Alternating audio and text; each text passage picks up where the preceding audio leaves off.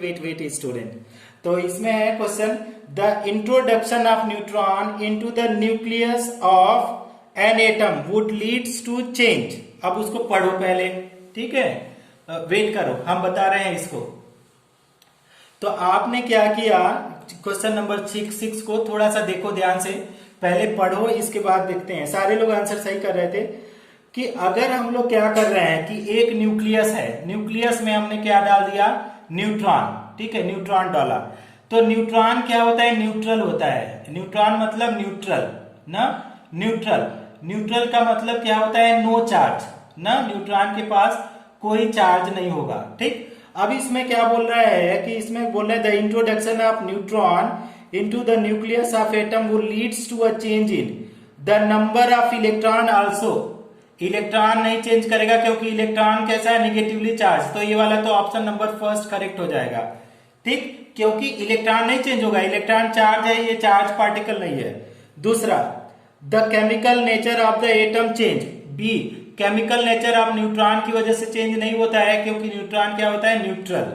सी number देखो, it's atomic number. तो अब सी देखो, एटॉमिक नंबर इजकल टू क्या होता है, atomic number equal to number of proton, proton. तो ये भी आंसर अपना नहीं होगा। डी देखो, it's atomic weight. D number क्या दिया, एटॉमिक वेट। अब एटॉमिक वेट तो चेंज होगा ही ना, एटॉमिक वेट क्यों, क्योंकि neutron plus proton equal to क्या होता है, एटॉमिक वेट। तो अगर आप इसमें आप एक न्यूट्रॉन जोड़ दो तो एटॉमिक वेट बढ़ेगा कि घटेगा, बोलो, बढ़ेगा। तो आपका required option option number D होगा। अच्छा, नेक्स्ट क्वेश्चन आप लोग पढ़ो पहले, फिर देखो, खुद से सोचो।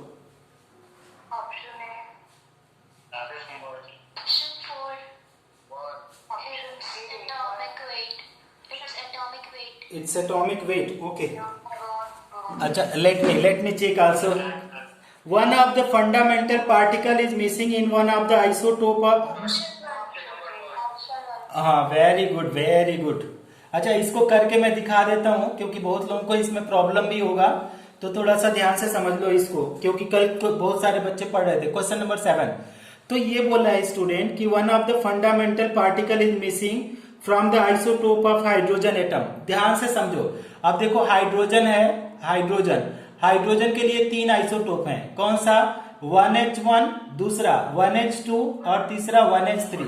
नंबर सबको पता है, इसको बोलते हैं प्रोटियम, प्रोटियम। इसके बाद ड्यूटीरियम, ठीक है, ड्यूटीरियम और ट्राइटियम। अब रुको, ध्यान से समझो। अब देखो, इसमें क्या करो कि प्रोटॉन तो 1 है, प्रोटॉन यहाँ पे भी सब में प्रोटॉन 1 है, सबके पास प्रोटॉन क्या है, 1 है। अब न्यूट्रॉन निकालो तो न्यूट्रॉन क्या होगा, 1 - 1 क्या हो जाएगा, 0। अब यहाँ पे न्यूट्रॉन करोगे, एटॉमिक मास 2 है, 2 - 1 तो 1, और एटॉमिक मास 3 है तो 3 - 1 कितना हो जाएगा, 2। तो इसमें बोला जा रहा है कि one of the fundamental particle is missing. किसमें, प्रोटियम में एक फंडामेंटल पार्टिकल मिसिंग है, और कौन सा पार्टिकल मिसिंग है, न्यूट्रॉन, इसमें 0 है। तो करेक्ट ऑप्शन कौन सा हो जाएगा, option number A. Okay, very good. Now let us move the question number 8। सबको समझ में आ गया ये वाला problem?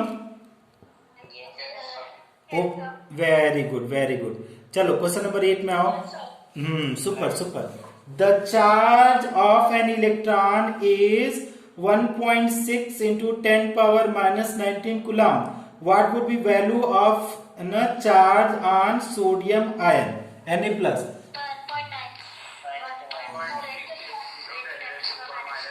Super super super super super, very good. अब देखो, इसमें देखो ना, क्वेश्चन नंबर 8 कुछ लोगों को थोड़ा समझने में प्रॉब्लम हो जाएगा, ठीक ना। अब देखो, इलेक्ट्रॉन का चार्ज दे रहा है यहाँ पे, तो दिया हुआ है इलेक्ट्रॉन का चार्ज 1.6 into 10 की पावर माइनस 19 कूलम। अब Na प्लस में पूछ रहा है, Na प्लस में। अब Na प्लस कब बना स्टूडेंट, जब सोडियम से एक इलेक्ट्रॉन निकाल दो तो ये Na प्लस बचेगा और 1 इलेक्ट्रॉन, इसी 1 इलेक्ट्रॉन की वजह से चार्ज होगा इसके ऊपर, सोडियम के ऊपर। तो 1 इलेक्ट्रॉन के पास कितना है, 1.6 into 10 पावर माइनस 19 कूलम।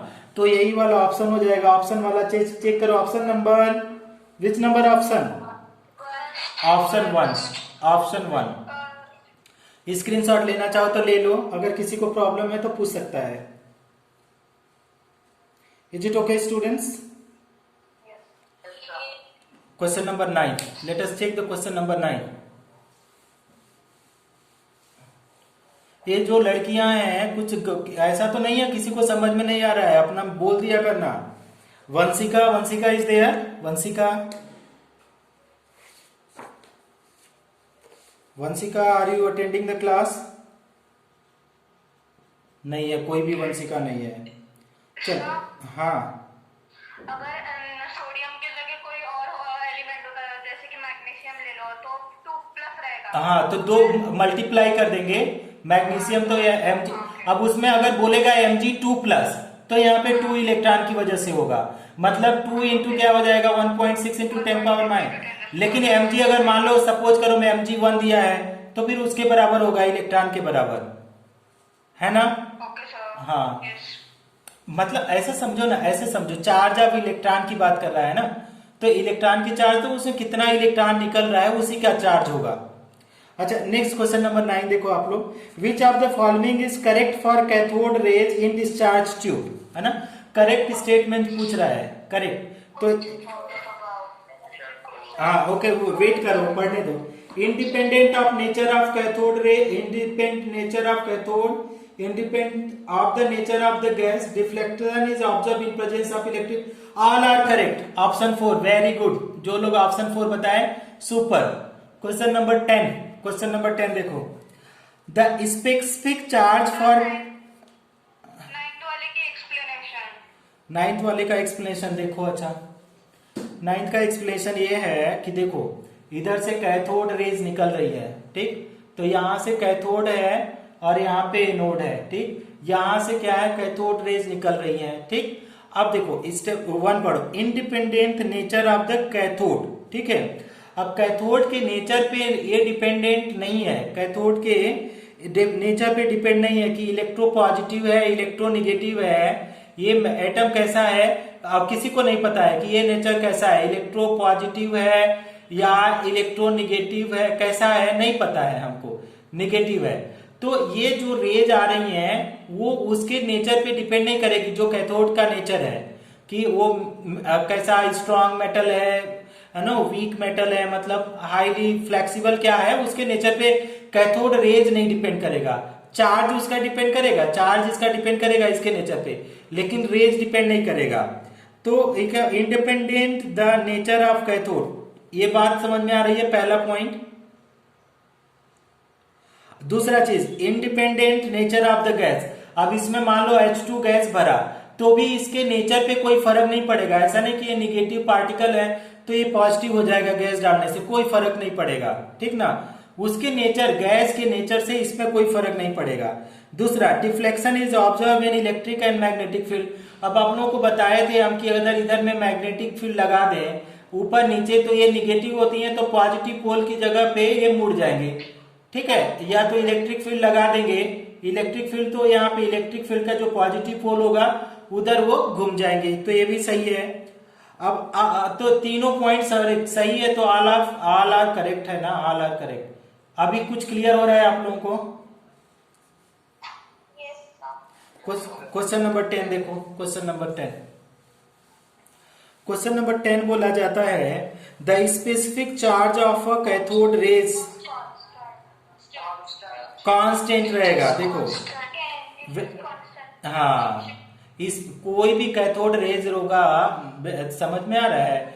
तो जो इसका ये बोला जा रहा है कि स्पेसिफिक जो चार्ज होगा कैथोड रेज पर, तो आप लोगों को कल ही बता दिए थे कि कैथोड रेज क्या है, एक छोटे छोटे पार्टिकल से, निगेटिवली चार्ज पार्टिकल से मिलकर बना है, उसी को हम लोग क्या बोलते हैं, इलेक्ट्रॉन बोलते हैं. अब इसका क्या होगा कि इलेक्ट्रॉन के चार्ज के बराबर होगा 1.6 इंटू 10⁻⁹ कूलम.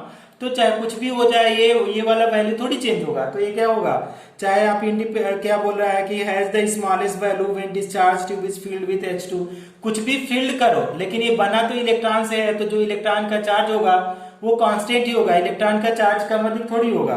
तो आपका ये क्या होगा, कांस्टेंट. Option number B. किसी को प्रॉब्लम है क्या क्वेश्चन नंबर 10 में?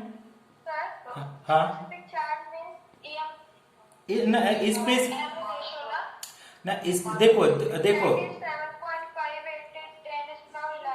सुनो सुनो सुनो सुनो, स्पेसिफिक चार्ज का मतलब दो टाइप का चार्ज होता है। चार्ज फिर से समझो, अगर किसी भी पार्टिकल के ऊपर दो टाइप का चार्ज होता है, तो अब चार्ज देखो, चार्ज, अब अगर अगर स्पेसिफिक चार्ज बोला जाता है कि उसके पास मतलब एग्जैक्टली कितना स्पेसिफाइड चार्ज है, तो स्पेसिफाइड चार्ज कितना है 1.6 इंटू 10⁻⁻19 कूलम। अगर इसके पास पूछा जाए यूनिट चार्ज कितना है, यूनिट चार्ज, तो यूनिट चार्ज इलेक्ट्रॉन के ऊपर कितना माइनस पुट करते हैं, -1, तो इसके ऊपर क्या हो जाएगा यूनिट चार्ज -1। तो स्पेसिफिक चार्ज मतलब मान लो कि इतना बड़ा गोला है, अब इस गोले के ऊपर कितना निगेटिवली चार्ज है, उस टाइप के चार्ज को हम लोग स्पेसिफिक चार्ज। तो ये वाला जो चार्ज होता है स्पेसिफिक चार्ज, इसको क्या करते हैं, ये दूसरे हिसाब से मेजर किया गया है चार्ज को, कि मैग्नेटिक फील्ड और इलेक्ट्रिक फील्ड में जब पुट करोगे कैथोड रेज को, तो उस बीच में कितना डिफ्लेक्शन होता है, वहां से ये चार्ज ढूंढा गया है। तो that type of charge is known as specific charge. ठीक ना। कुणाल सर क्लास ले रहा हूं। हेलो कुणाल सर, क्लास ले रहा हूं सर, 4 बजे खत्म होगा। Is it clear student? Question number 10 is clear? Yes, sir. No, sir, you muted yourself. Once again, can you repeat it? अच्छा फिर से रिपीट कर रहा हूं, देखो चार्ज दो टाइप का होता है स्टूडेंट, दो टाइप का चार्ज। अब स्पेसिफिक चार्ज कितना होता है किसी चीज का, कि उसके पास मतलब कितने छोटे छोटे चार्ज को मिला करके कितना चार्ज है, ये क्या है स्पेसिफिक चार्ज। कोई भी इलेक्ट्रॉन हो गया, अब इसको तो थोड़ा रुको, पहले देखो दो टाइप का चार्ज होता है, स्पेसिफिक चार्ज और यूनिट चार्ज। यूनिट चार्ज इसके ऊपर -1 माना जाता है, स्पेसिफिक चार्ज इतना। अब देखो स्पेसिफिक चार्ज कैसे मेजर करते हैं, थोड़ा सा मैं बता देता हूं। देखो अब स्पेसिफिक चार्ज जो जिन लोगों ने E/M रेशियो किया है उसको पता चल गया होगा। अब देखो एक डिस्चार्ज ट्यूब लो, ठीक है, एक डिस्चार्ज ट्यूब लो। अब इस ट्यूब को हम लोग क्या करते हैं कि इसको यहां से जो कैथोड रेज निकलेगा इसको पास कराते हैं, और यहाँ पे दो चीज रख देते हैं, मैग्नेटिक फील्ड और इलेक्ट्रिक फील्ड। मान लो ये मैग्नेट है, मैग्नेट, ठीक है, तो यहां से हम लोग क्या करेंगे, यहां से इलेक्ट्रिक फील्ड भी यहाँ पे इंड्यूस कराएंगे, इलेक्ट्रिक फील्ड। तो अब यहां से जो कैथोड रेज आएगी, ठीक है, इधर जब आएगी तो इसके ऊपर कितना डिफ्लेक्शन होता है ना, मैग्नेटिक फील्ड और इलेक्ट्रिक फील्ड में कितना डिफ्लेक्शन होता है, ठीक है, नेगेटिव पोल की तरफ, उसी को बोलते हैं स्पेसिफिक चार्ज। अब ये जो E/M रेशियो हम लोग निकाले हैं ना, चार्ज एंड मास रेशियो, इसको थोड़ा देखना, जो हमको बताना, हम लिंक शेयर करेंगे, चार्ज एंड मास रेशियो।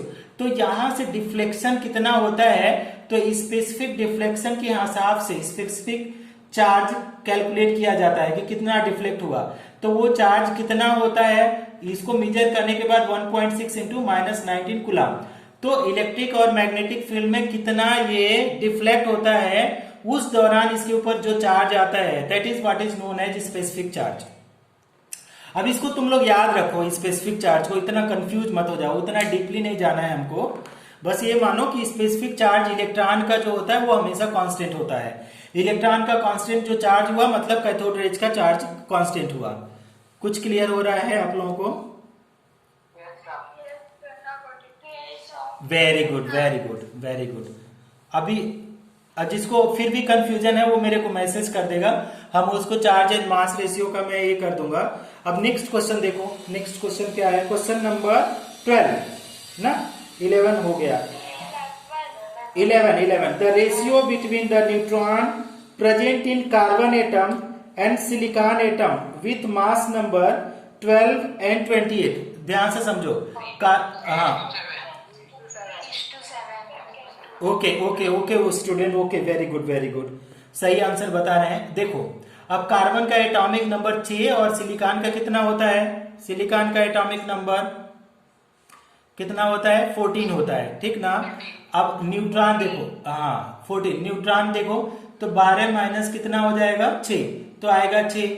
अब इसका देखो कितना आ जाएगा 28, n equal to neutron equal to क्या है, atomic mass minus atomic number 14, तो ये आ जाएगा कितना आ रहा है 14। तो रेशियो निकालो, क्या पूछ रहा है रेशियो ना, ratio between neutron present in carbon atom and silicon atom with mass number 12 and 28। तो इसको रेशियो निकालोगे तो आपका कार्बन बटा कितना आ जाएगा 6/14, तो 2/3 3:7। तो ऑप्शन नंबर चेक करो ना, option number 2। Very good very good very good student, very good. Next question देखो, तो next question number 12 student, question number 12 देखो। अगर क्वेश्चन नंबर 12 देखते हैं स्टूडेंट, क्वेश्चन नंबर 12, तो देखो क्या बोल रहा है, the value of charge on oil droplet experimentally observe कितना है 1.6 इंटू 10⁻⁻19 और इतना coulomb. The value of electric charge indicated by these results. Okay, the value of electronic charge indicated by, देखो क्या है, दो गोला दिया है, क्या दिया है, the value of charge on the oil droplets experimentally observe कितना, इसका ऑब्जर्व किया 1.6 इंटू 10⁻⁻19 कूलम, और दूसरे वाले को दिया गया है कि ये क्या है माइनस 4 इंटू 10⁻⁻19 कूलम दिया है। तो वैल्यू ऑफ इलेक्ट्रॉनिक चार्ज पूछा जा रहा है, तो वैल्यू ऑफ अगर इलेक्ट्रॉनिक चार्ज की अगर बात करें तो कितना आ जाएगा, इसको डिवाइड करो दोनों को, देखो कितना आ रहा है। Which number option you people have calculated? Option number 4 is coming. How? The value of electronic charge indicated, अगर हम लोग करें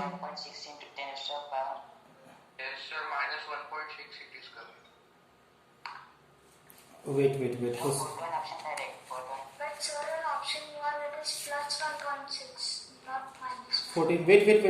क्वेश्चन नंबर 14 ना, 14 इज ऑप्शन नंबर,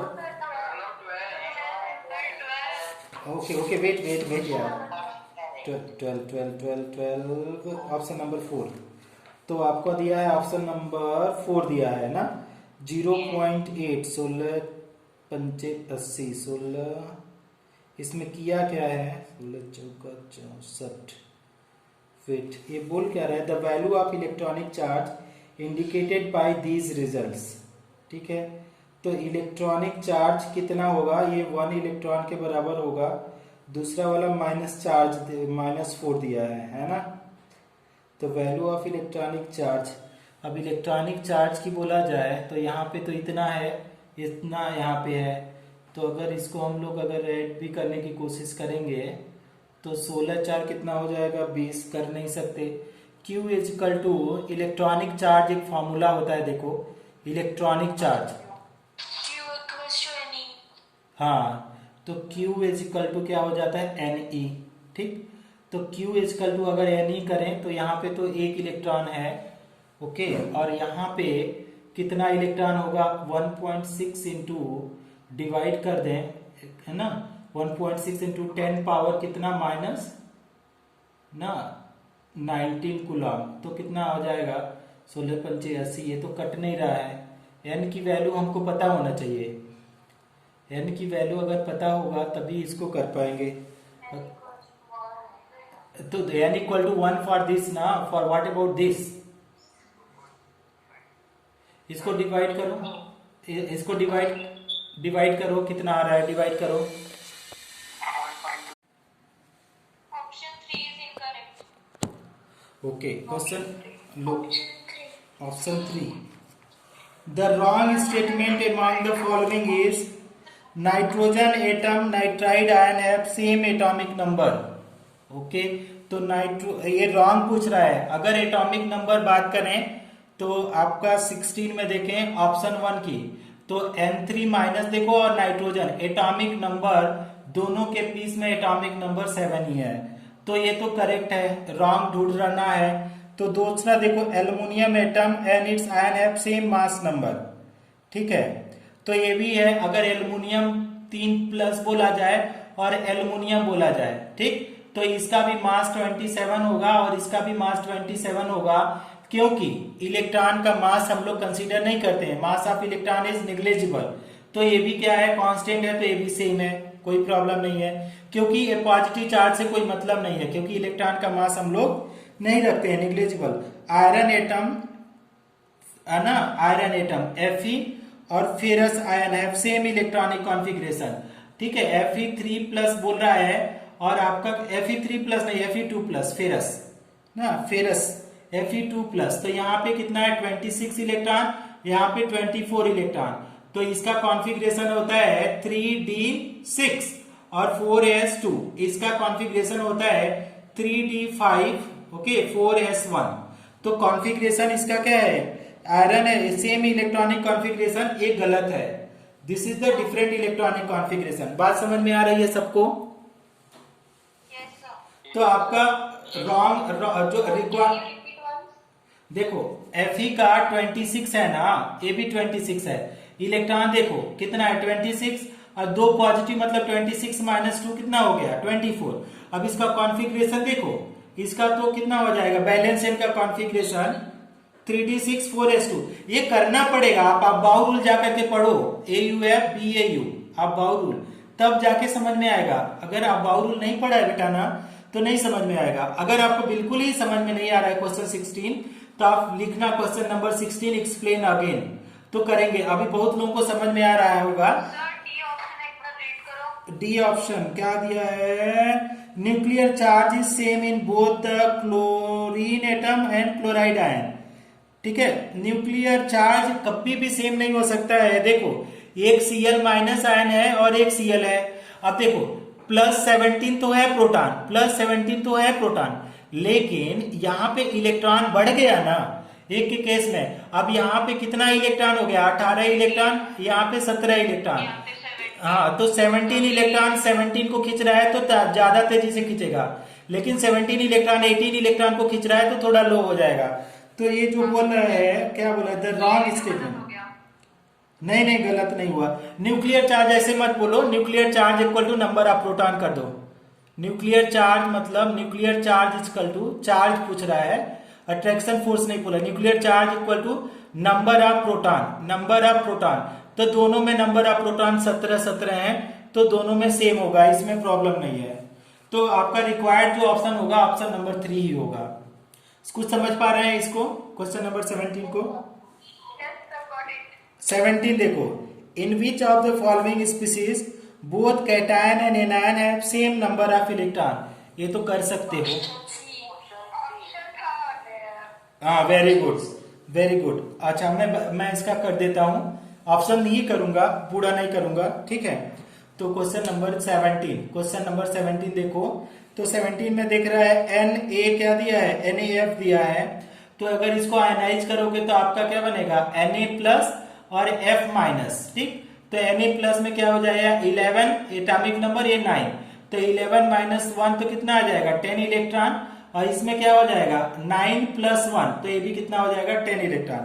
तो species both cation and anion same number of electron, तो ये option number 3 आप लोग जो बता रहे हो सही है। और मैं देखोगे सब उल्टा पुल्टा आएगा, समझ में आ गया?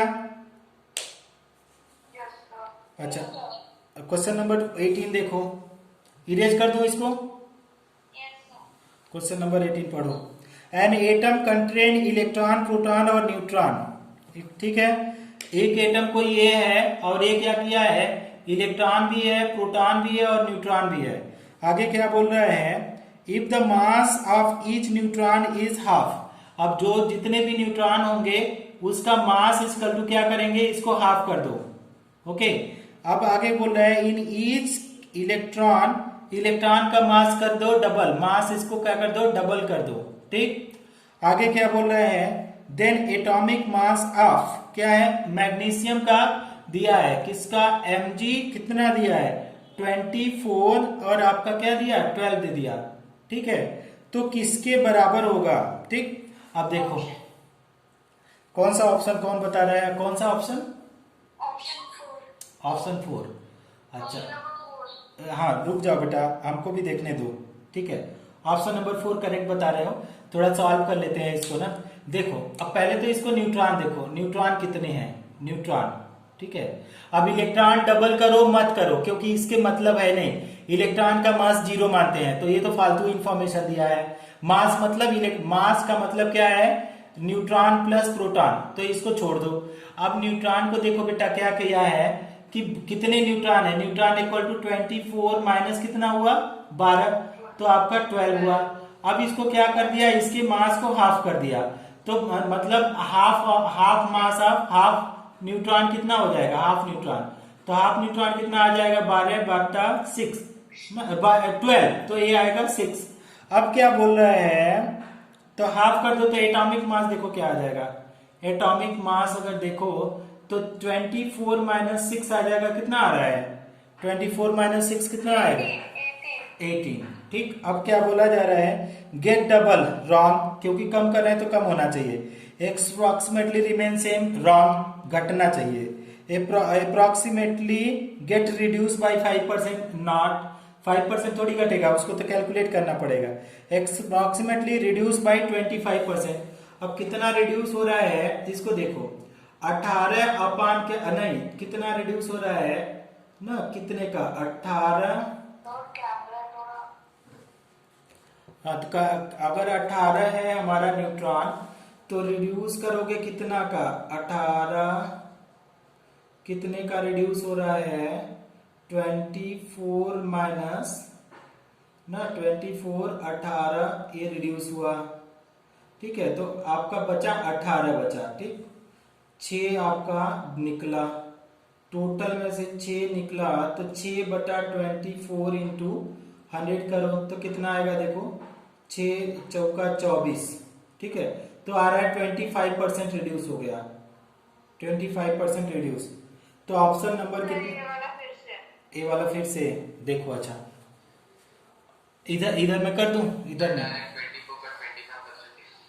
हाँ ऐसे नहीं, इतना डायरेक्ट करोगे तो गलत भी हो जाएगा। देखो कितना परसेंटेज रिड्यूस, अगर परसेंटेज रिड्यूस निकाल रहे हो बेटा ना, तो कितना रिड्यूस हुए, तो रिड्यूस नंबर निकालो, reduce number divided by total number, total mass, ठीक है, टोटल मास, ओके, रिड्यूस्ड मास तो पूछ रहा है रिड्यूस मास, तो रिड्यूस नंबर आप प्रोटॉन लिखो divided by total mass, total mass का क्या है, टोटल मास मतलब न्यूट्रॉन प्लस प्रोटॉन। अब परसेंटेज पूछ रहा है तो मल्टीप्लाई बाई 100 हो जाएगा। अब रिड्यूस नंबर कितना आप लोगों ने बताया 6 आ रहा है, 12 हाफ करोगे 12 का तो 6 आएगा। Total neutron plus proton atomic mass दिया है 24, मल्टीप्लाई बाई कर दो 100 तो कितना आ जाएगा, 6 चौका 24 4 और 25 चौका 100, तो 25% आएगा। समझ में पा रहे हैं इसको, अभी समझ में आया स्टूडेंट, समझ में आया? अच्छा अभी हाँ, तो अब क्या करो, क्वेश्चन नंबर 90 देख लो, mass of 1 mole of electron, ठीक है, mass of 1 mole of electron कितना होगा, कोई बताएगा? हाँ वेरी गुड, हाँ तो इसको हम 1 मोल इलेक्ट्रॉन का मास नहीं बता रहे हैं, आप लोग क्या करो खुद ही मल्टीप्लाई करके देखो 1 मोल का, या अगर देखना चाहो तो देख लो, पहले तो ग्राम में इलेक्ट्रॉन का मास याद करो, ठीक है, तो मास ऑफ इलेक्ट्रॉन अगर करना तो मास ऑफ इलेक्ट्रॉन करेंगे, मास ऑफ 1 इलेक्ट्रॉन इन ग्राम में याद करो, मल्टीप्लाई क्या कर दो 6.022 इंटू 10⁻23, तो ये कितना आएगा 0.55 क्या आ जाएगा 0.55 ग्राम। हाँ अब हाँ अच्छा वेरी गुड, mg में आएगा क्या, मिलीग्राम में, ऑप्शन नंबर चेक करो। हाँ ओके, आप लोग क्या, अच्छा चलो ठीक है, अब इसको क्या करो, इसको खुद से ट्राई करना, अगर नहीं आएगा तो बताना, इसमें कुछ नहीं करना, मिलीग्राम में मास देखो यहाँ पे और उसको क्या करो मल्टीप्लाई करो, खुद से करो। नेक्स्ट है आपका the E/m ratio of cathode rays is x, ठीक है, E/m दिया है किसके लिए, कैथोड के लिए, कितना दिया है x दिया, ठीक, x unit, when hydrogen is filled in the discharge tube, क्या उसमें भर दिया, हाइड्रोजन गैस भर दिया डिस्चार्ज ट्यूब में। इसके पास what will be the value when deuterium is filled in its, तो अगर ये हाइड्रोजन भरा है तब, और इसके पास अगर ड्यूटेरियम भर दिया तो ठीक है, यहाँ पे D2 भर दिया। तो ये जो है E by M रेशियो नहीं पता। E बाई एम रेशियो, तो आप क्या करना, E बाई एम रेशियो मैं बता दूंगा, अच्छा कल बता दूंगा क्लास में, या तो व्हाट्सएप कर देना ना, मैं तुमको ये लिंक शेयर करूंगा, वहां से भी थोड़ा सा देखना। तो ये है क्वेश्चन नंबर 20। तो अगर क्वेश्चन नंबर 20 की बात करें तो देखो, अभी बता दो ना।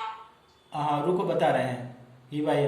तो देखो, अब देखो हमने अभी एक क्वेश्चन और आया था कि जो गैस भरा रहता है उसके नेचर पे क्या है, कैथोड रेज का नेचर नहीं डिपेंड करता है, समझ में आया, जो इसमें गैस, तो हाइड्रोजन भरो, नाइट्रोजन भरो, ड्यूटेरियम भरो, तो जो E बाई एम का रेशियो कैथोड रेज के लिए एक्स दिया है तो उतना ही रह जाएगा एक्स रेज, समझ में आ रहा है, क्योंकि एक्स रेज का जो नेचर है, कैथोड रेज का नेचर कभी भी उसके गैस के ऊपर नहीं डिपेंड करता है।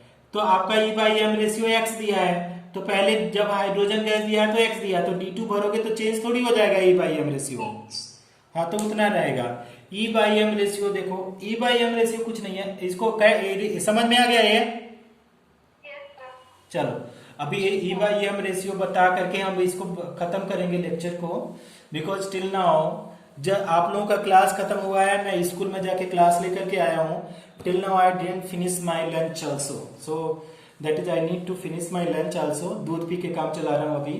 तो अभी देखो चार्ज एंड मास रेशियो किसी ने पूछा, charge and mass ratio, charge and mass ratio निकालने का फार्मूला छोड़ो, फार्मूला आप व्हाट्सएप करना, चार्ज तो चार्ज मास रेशियो, तो चार्ज ऑफ इलेक्ट्रॉन कर दो, charge of electron divided by mass of electron, ठीक है, मास ऑफ इलेक्ट्रॉन।